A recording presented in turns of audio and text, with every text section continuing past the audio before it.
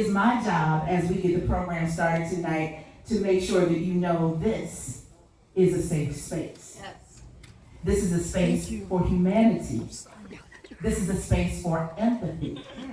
This is an opportunity for us to listen and in the process of viewing and listening, be healed or get trained in some small artistic way of how to be a healing force for somebody else. Oh, come on, Steph. That's what our role is tonight. And we sometimes, I can speak, from the space of the creative. In times of trouble, in times where we question what direction the world is going in and what this life we're living is all about, us creatives sometimes question if we are doing the right thing. If perhaps there isn't something else that we're supposed to be contributing to this world to make it a better place. But these times are precisely when we need to embrace that creativity and figure out how to inspire and heal. There's a lot of crazy stuff going on, y'all. Just outside of the walls of this space where we are now. And so we want to make sure that you get some of this good energy in you tonight, and then you take it back where you live. Take it back where you work. Take it back to those spaces that need it. That's what this screen, this event, this performance, this conversation is about tonight. We've got to fill ourselves up with goodness and then take it back to the places that aren't. And so this wonderful opportunity for us to take in some of this artistry and learn about what inspired it is what we're going to give you this evening, along with the artistry itself. But before we do that, you got to learn a little bit about this process. How do we get to tonight and you being able to come in and hear and see more of this great work? We're going to begin with a trailer. You all know when you go out to the movies, you get, a bunch of stuff coming soon.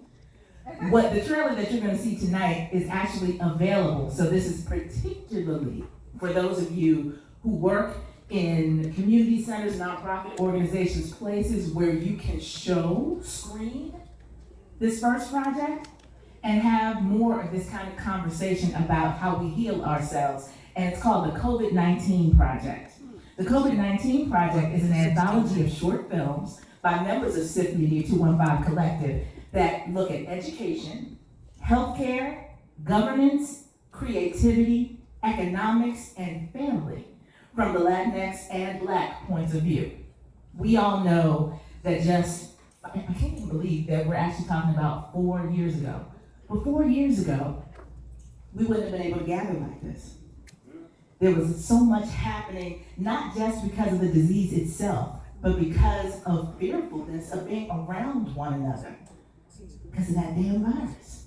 And so we're going to take a moment right now to look at a trailer for those projects so you can see what it's all about. And again, if you're interested in bringing it to your organization, then make sure you talk to a SIFT member before you leave tonight.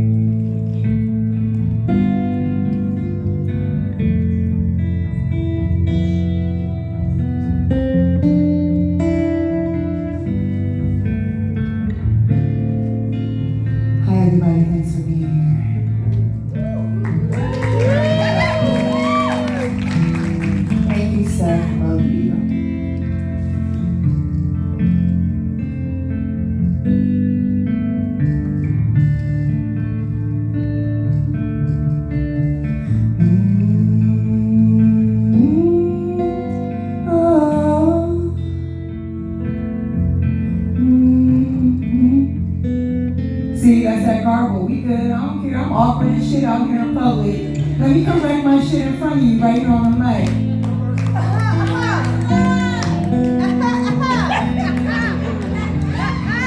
Alright? It's about grace every day. If you don't got it, and I find out you don't got it, and you're not showing it, and you showing meanness and all that kind of shit, and you nearby me, shit.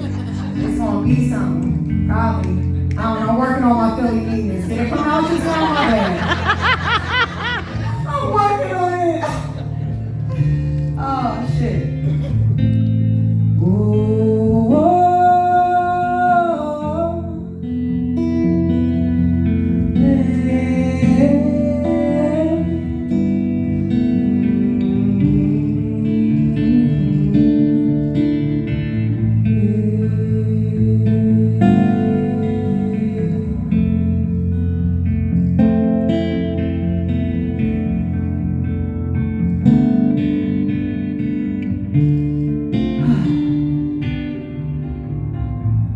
white cloud rivers ran through me. I felt them pass through my bones, through liver and lung and stomach, washing me out into the big white cloud lake. And I floated. No knowledge of swimming, but still, I floated.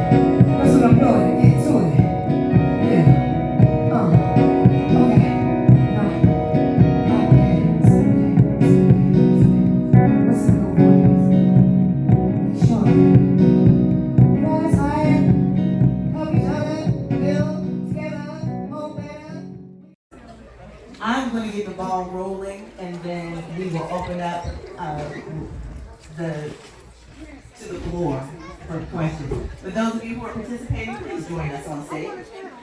Here, the ones that they just run up to you.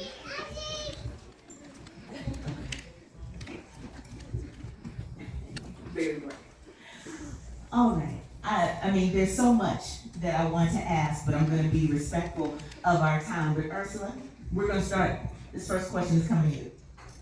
Because before we talk about the work itself, I would love it if you would take a moment to tell everyone in this room about Palmyra.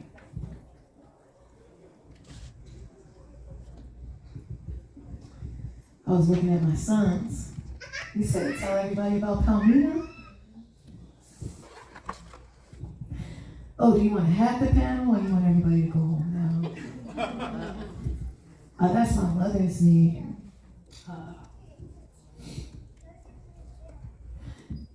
So when Suni's video was showing, and then she comes up from the train station, and it said April 6th, 2024, and I'm like, no way.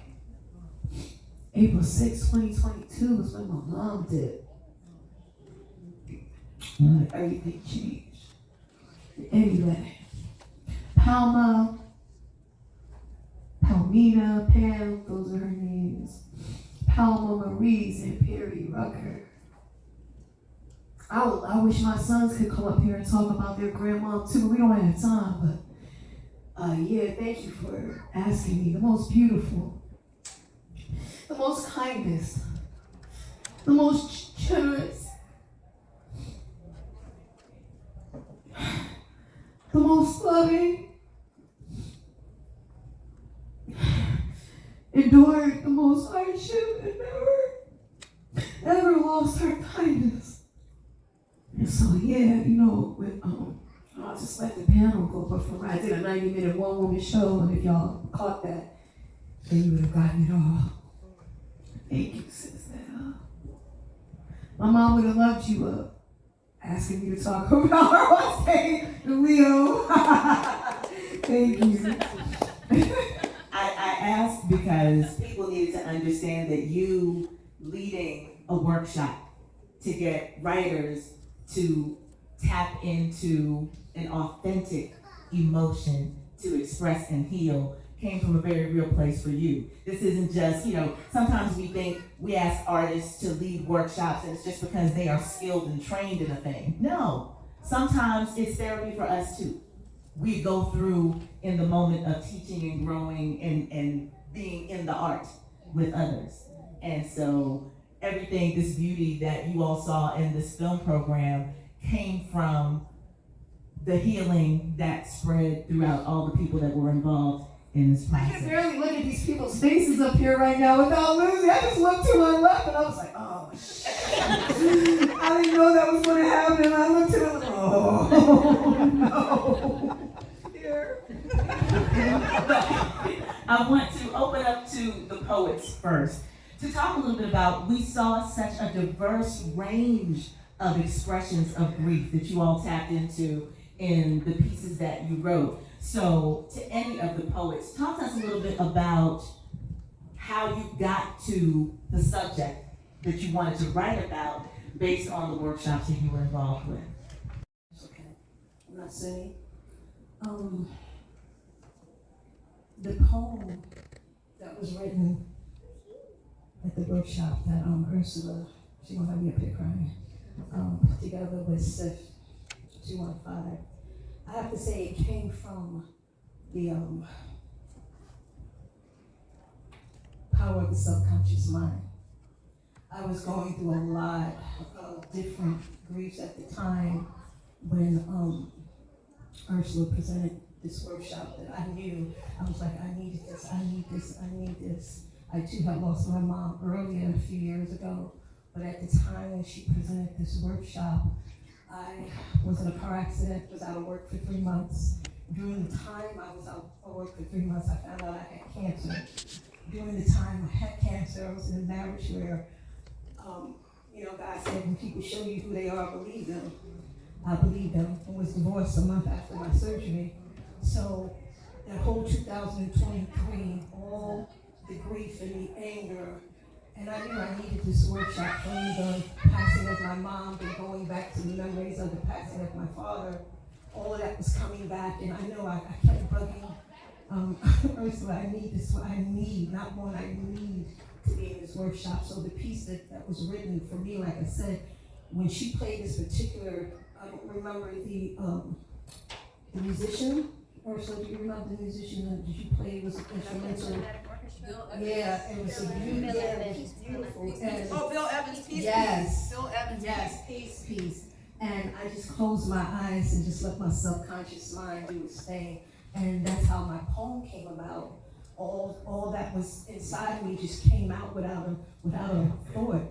But what led to the filming with this amazing director, producer, poet, artist herself, she asked me to dig a little deeper, and asked me what else was bothering me, what was I passionate about, and I told her, justice to different groups of people in this world and food shortages and not having the proper foods in certain neighborhoods, and that's how our piece came about. Mm-hmm. What a shirt. Any other your inspiration, your process? I got mics. If you would speak to the process about how you got to your subject, how you wanted to express it, just the overall process of deciding what to write about and then getting into it.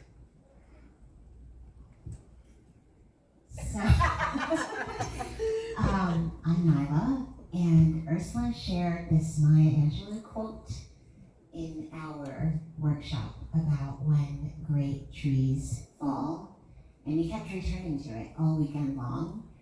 And I can't say that I knew where I was going when I started writing with my poem. The lines just kind of came, and I didn't think it was going to be a poem necessarily based around a tree.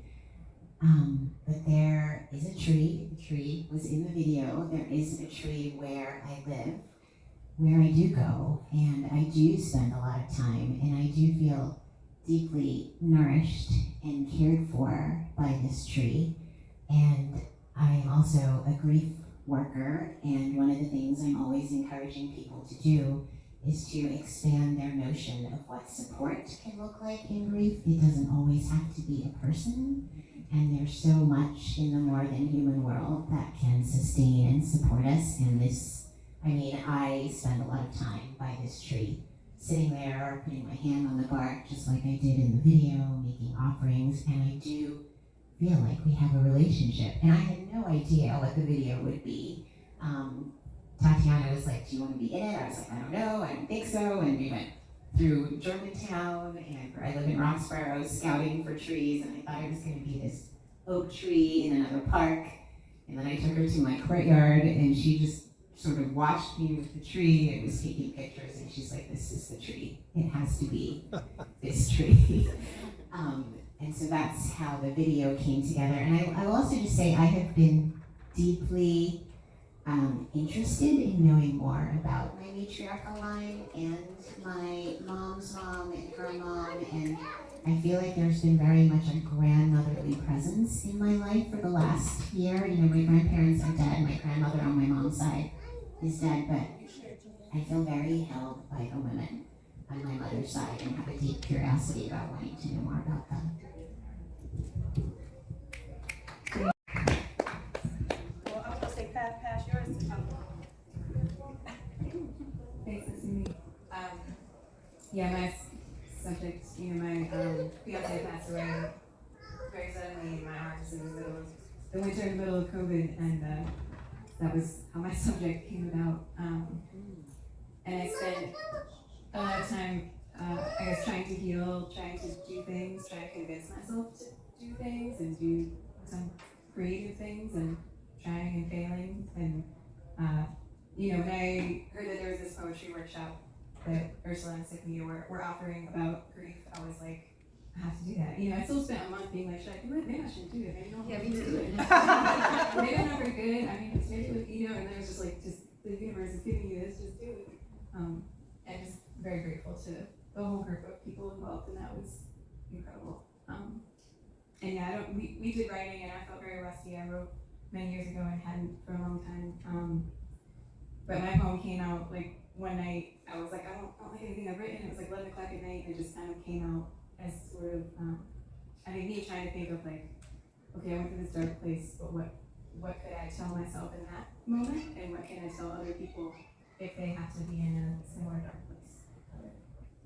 And one more thing, because when Jess would do the poem, and then we all had, I just want to say we all had our, we shared these poems with each other. I'm messed up. You on point. Oh man, this is a lot of emotion, y'all. This is a lot. It's a lot. Hey, I didn't think I could do this workshop either, and I was the one that said I wanted to do it. Nikki and Ada, oh no, what have I done? What am I doing? Nyla should teach this workshop. Oh no, Nyla's in my workshop. But then when we would share all our pieces with each other, then we would call a response, and I always remember calling with all of them. But then yours, stomp, wave your arms, do that. Like whenever Jess would say that, we were all like, so anyway, I just wanted to tell you something. I just want to share whenever I can, and we were all in the room together. We were together. And then we had the performance, and everybody performed in there. Everybody was scared. We all did it. That's all. All right, now I know one of the things, and thank you for that, one of the things that the general public is extremely, I don't want to say ignorant of, because ignorant sounds negative. We are uninformed about the process of filmmaking. we are generally avid consumers of film, but are not informed about what goes into making this. And we saw 8 very different pieces tonight. So the next question comes to the filmmakers. You all had these tender poems that were presented to you to craft into visual work. So for our directors, our editors, producers, talk to us a little bit about that journey to taking this verse and figuring out how to create a visual for it.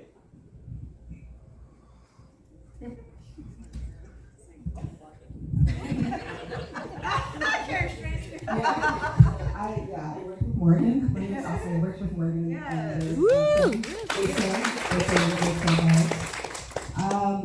So journey, that's kind of what came to mind, and I think it started with when I actually read the poem on the page, and the first line, the title, the words were kind of like traveling, right? So that kind of gave me an idea of like where I could go with the images, and also thinking about the use of peace in the poem and the way it was repeated. But peace blooms was the first time I heard it. I read it the first time I read the word peace in it, and I was kind of inspired to have more of a hopeful kind of images in it, and not dwell so much in grief. I'm coming later in the process, right? So I'm having a different perspective of it, and so that kind of guided me too. So I thought about journey, and also about the city of Philadelphia, and how I could use the city to kind of envelope you, to kind of cover you going through this journey through there. And then I was just like, pick some of the most beautiful places that I have walked through in Philadelphia, where murals are, the iconic steps of the museum on South Street, the river, all those things that kind of like stay in my mind as beautiful places where I would want to walk if I was having some grief and I wanted to work through it. And I thought that having that imagery with Morgan's poem, and Morgan in it, because I also found out in the process of talking to you that you were an actress. So I was like Morgan has to be in it, and I have to kind of like use that bit of talent that she's going to bring to it to kind of create this journey. I guess I could go. So the question is the process? Yes. So I think I want to talk more about it as the process, but I also want to say, let me share something with me that I did not know. So everything she just shared about her grief in the process, her own process that I did not know. And so parts of me is actually grateful that she didn't share that with me. I came to Nasuni with an idea, but just like she said, I wanted to speak on a grief on a level that is more universal. We all experience grief, but as globally, like food disparity here in this community, food disparity is a real thing, and that's a real grief, a real loss. Today, I actually had to throw away $500 worth of groceries because of my lights being shut off. That's a real grief. And I'm like, do I come here? And I'm like, that's a real grief. And then I see this, and I'm like, wow, like in the midst of filming, I was going through my own grief. I wanted to be a part of Ursula's workshop as a poet, and I got this opportunity. So when I received the poem, all I could see from her piece was like action words. How do you get out of grief? How do you do something? And in the piece that we created together, it was food disparity in Philadelphia. And one of the things that we have here in this community is community gardens, and which I'm a part of. And so when she shared that, it was like, yeah, that's what we're doing. And so how do we turn the topic of grief to be more of a political action to move people outside of grief, right? Like how do we use grief as a tool to bring us to gratitude, right? We're talking about good grief. And so what's good about grief is it bursts something out of us, right? In the darkest moments in time, it gives us something to like revive ourselves again. And the piece that we did was like, okay, we're going to go to this garden, we're going to nourish ourselves. Yes, the food price is going up, but what can we do as a community collectively to move past this grief? So that was our process. Beautiful. Nyla's poem Roots, and I think when I learned about the project, my father was transitioning And so it was a really difficult time. He ended up passing in February. And, you know, selecting the poem, I knew I couldn't do the poetry workshop. I'm terrified about poetry, don't quite get it one day. You're freaking amazing. I know. Now we're complete. Right? I'm working on that. Can we like study with Ursula so I can play a character that I can do what Ursula does, because you're incredible. But I was, you know, I wanted to pick one of the shortest poems because I wasn't sure what I was capable of doing while I was supporting my father and my stepmother as he was transitioning.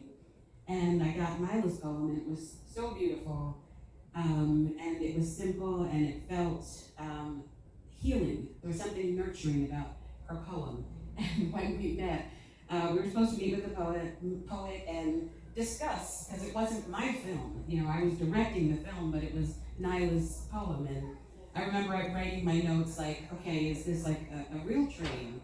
You know, it was my first time, I think, directing the treatment. I do my own stuff, but for somebody else that needs to say, yep, you can, this makes sense. And I remember like writing practical tree, or like puppet tree, or like dancers who are like doing something experimental tree. And then I met with Nyla, and she said, you know, well, I have these trees I'd like to show you. And I was like, okay. And she was like, let's go scout, like location scout trees.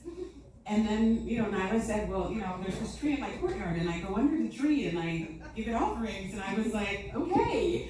And we loved the first tree we saw. It was beautiful. It had a lot of wonderful pieces and parts to it, and the land, and there was a great story to tell. But when we saw the second tree, it was like, this was home. And the other tree we weren't sure was gonna have any leaves or what it was gonna look like by the time we actually had to film.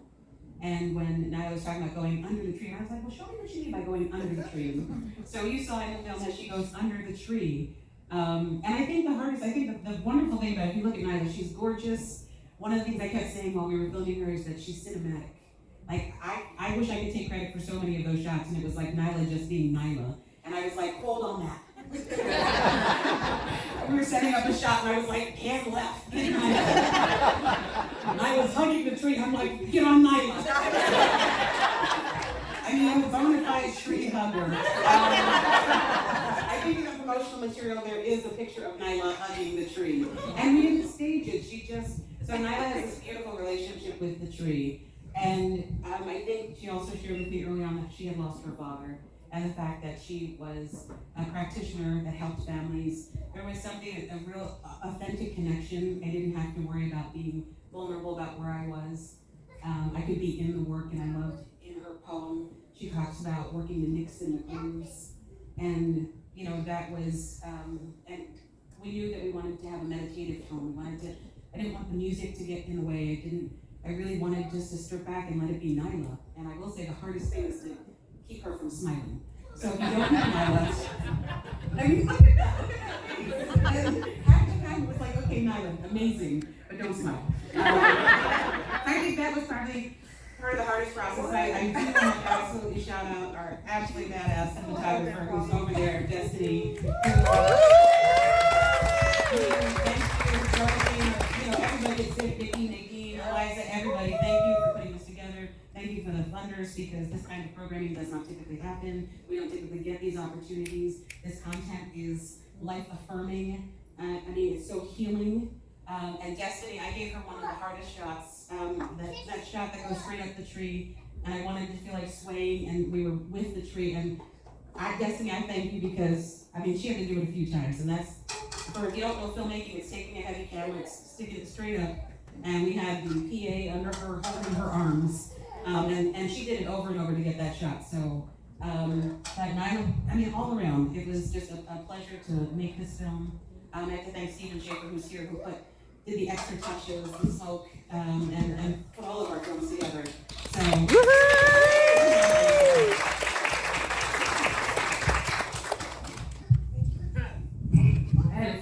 You guys look down this way. Love you. Filmmaker Yolanda Johnson, yeah, we won't see it. Right, I love you, and I love that question. Nadine? Nikki? I don't know, but you'll know. what I know, what we all know. Please. Is that a good answer? That's good. Oh, yeah. Yeah, what we did was pretty spectacular. Oh, yes. Act one experiences grief. What a blessing that this conglomerate of women artists, I need to emphasize, had the opportunity to share in a way that created work that will go out in the world and continue to bless folks. And I also want to say that it's important that these are all women artists, because we also act like we don't know women who write and film and put this stuff out into the world. This is just a small sample of the women who do that just in this city. Imagine how much more reflective our industry should be of the same kind of diversity that you are seeing on this stage right now. That's what we need. And so, for those of you out there who have projects for your organizations or personally, find out more about what these women do. Hire them to help you with your project, because that's how we keep creating more work and putting it out in the world. Keyword, Absolutely. So, thank you, ladies. I have to take a moment to thank the organizations and individuals that helped tonight and this project be possible. Our project funders, please put your hands together for the William Penn Foundation, Independence Philadelphia Media Foundation as well. Our event sponsors for tonight's Cinespeak, which is a Philadelphia-based cinema and film publication, and IPMF also again. And then our community partners for tonight's event is Black Star, which starts tomorrow. Producers of the Black Star Film Festival, Blue Scoop, which is a home for Philadelphia writers, and this Hallowed Wilderness, the grief counseling practice. All of that, very, very necessary. And so, with that, we've got an after reception happening out in the atrium. Please continue to network tonight. Meet the filmmakers, meet the poets, meet each other, and take this goodness back out to wherever you go. It's been my pleasure serving as your host tonight. Thank you. And be well.